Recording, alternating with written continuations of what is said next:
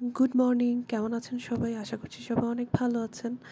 আজকে আমি ঝটপট একটা মর্নিং ব্রেকফাস্ট শেয়ার করব। শুরু হবে নতুন আর একটা মাস।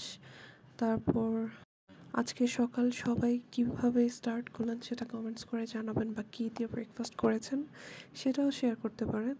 আমি আজকে চিন্তা করলাম যে আমি একটু ডিফারেন্ট টাইপের ব্রেকফাস্ট করব। সবসময় দেখা যায় যে অ্যাজ ইউজুয়াল ডিম ভাজি অথবা রুটি খাওয়া হয়।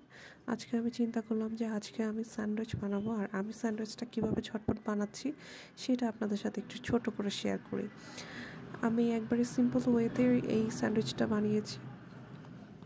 বাসায় ডিম ছিল, টমেটো আর বার্গার চিজ ছিল, সেটা দিয়ে আমি ঝটপট বানিয়ে ফেললাম আমার সকালের নাস্তা স্যান্ডউইচ। আর এদিকে আমি এখন কফি বানাবো। কফিটা আমি 3 in 1 যে কফিটা আছে সেটা খেয়েছি, সাথে আমি একটু পাউডার মিল্ক অ্যাড করেছি। তো এইটুকুই। আল্লাহ।